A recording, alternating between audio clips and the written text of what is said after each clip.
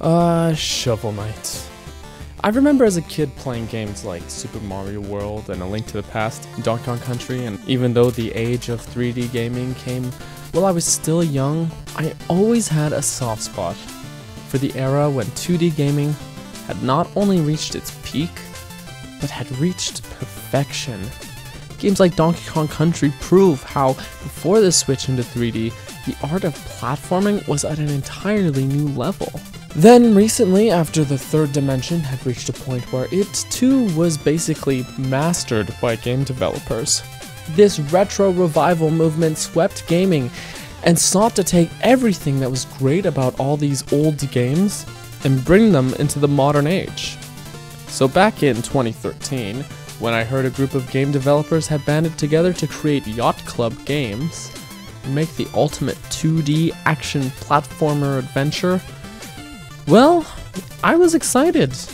What's more is Yacht Club promised free DLC with Shovel Knight's release, a promise that they kept with the release of Plague of Shadows. So, did the game live up to its expectations? And what kind of new amazing gameplay did Plague of Shadows contribute? Well, by now we all know that Shovel Knight is an amazing time. The game has countless reviews with all positive reception. I loved the game too when it first came out. I was spending weeks playing it and overcoming the great challenges the game threw at me. But when Plague of Shadows was released, it was largely overshadowed by the release of Super Mario Maker in the same week. And because that AAA title was so great and huge, although that's a topic for another video of its own, Plague of Shadows received very little attention as a result. I felt that it was very much ignored by the internet with all the Mario Maker hype going around. However, if you haven't given this free DLC a try already, then go update Shovel Knight and do it. Just do it now. Sure, you may think that, oh, it's just Shovel Knight all over again, with even the same world map, the same levels, same boss fights. And while this is true, Plague of Shadows is a vastly different experience from vanilla Shovel Knight, and in my opinion, an even better one. But why? Well, let's start at the beginning. Shovel Knight takes notes from a handful of classic NES games, such as Zelda 2, DuckTales, Mega Man, even Super Mario Bros. 3, and combines everything to make one smooth and awesome experience. You might say Shovel Knight is a modern NES game. Shovel Knight himself controls like a dream. The jumping is precise, the movement is smooth, everything feels very polished. Each level is unique, and the game takes full advantage of your abilities and moves, and uses the game's mechanics very well. I mean, if Shovel Knight were just a knight, then the game would be quite straightforward, but having the shovel and using it in the many unique ways that you can use it brings the experience to fruition in a far more charming way. And not just digging to find treasure, although that's important too, but digging to progress in the level, using the shovel to bounce off of obstacles pogo style, and of course using it as a weapon. Throughout the game, you will also visit a couple villages where you can spend time upgrading your armor, shovel, and stats. The amount of times you die does not hit off a life counter, but rather you lose gold. And when you're seeking to get these upgrades yourself, that can be even more serious punishment. On its own, this is great game design, and definitely one of the best games to come out recently. I absolutely adore the player-friendly nature that Shovel Knight is built upon, that somehow works this simplicity without compromising on challenge. But with Plague of Shadows, we are now offered two vastly different experiences. One where you pogo off bubbles and fight for chivalry, and are the great, big, noble good guy.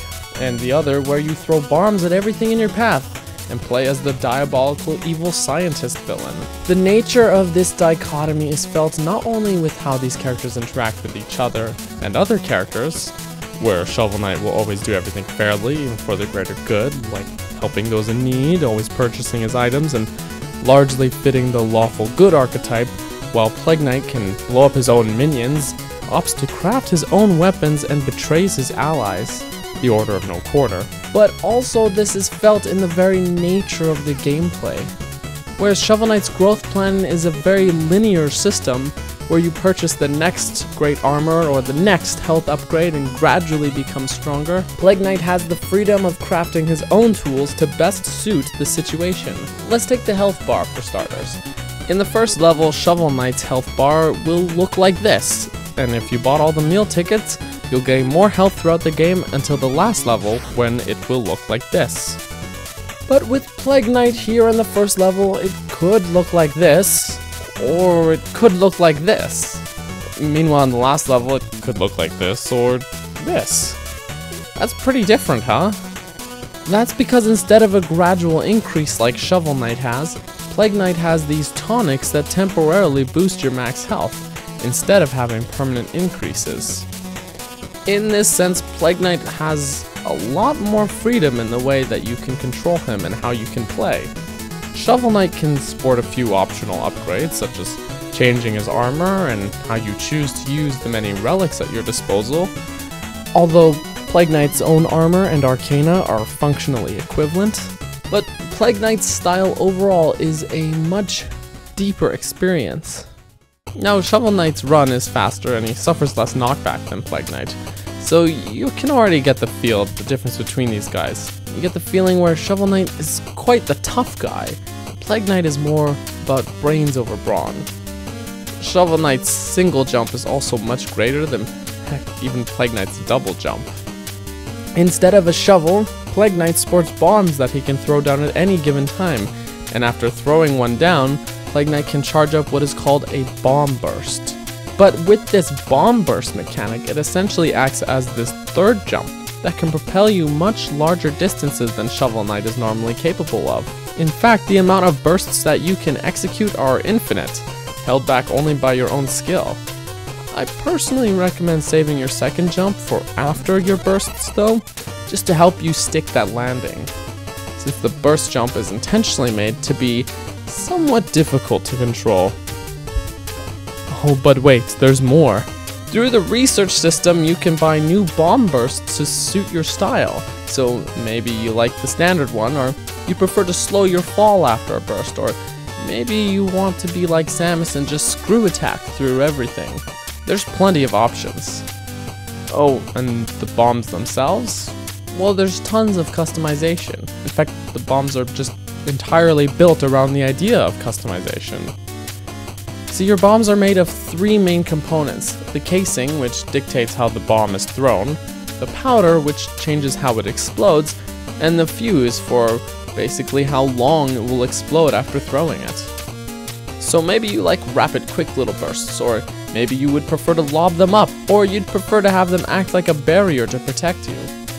Overall, there are 6 of each ingredient you can get, meaning the amount of combinations is quite large. I'm not gonna do the math though. In this sense, you can really see that Yacht Club put a lot of work into making Plague Knight here an adaptable character that's very different than Shovel Knight. With all this stacked up on top of the Arcana, there's basically no situation Plague Knight can't quickly adapt to just by pausing the game and changing what you have equipped. Because of these new assets at your disposal, it makes for an entirely new experience. See, Shovel Knight and Plague Knight play through the same levels, which are largely unchanged, but even so, because of their differences, every problem has to be approached differently. Maybe Shovel Knight can pogo across here, but Plague Knight has to burst across. Or these guys who you would defeat this way as Shovel Knight, you have to experiment with new ways and new equipment to try and work out how you can get by them as Plague Knight. What I love is that some of the things that came as no challenge at all to Shovel Knight are difficult to get through as Plague Knight because of the changed mechanics, but also vice versa. So even though the levels remain largely unchanged, because of these vastly different tools at your disposal, your experience will be completely different. Instead of just expanding on what we already have, this DLC gives us an entirely new and fresh experience that extends the gameplay of this game by basically doubling it, and helps to more fully flesh out the world by giving us a side story that's going on during the main campaign. This is why Plague of Shadows is, by far, some of the best DLC I have ever seen. And I'm going to reiterate that it is free. you should just go and play it.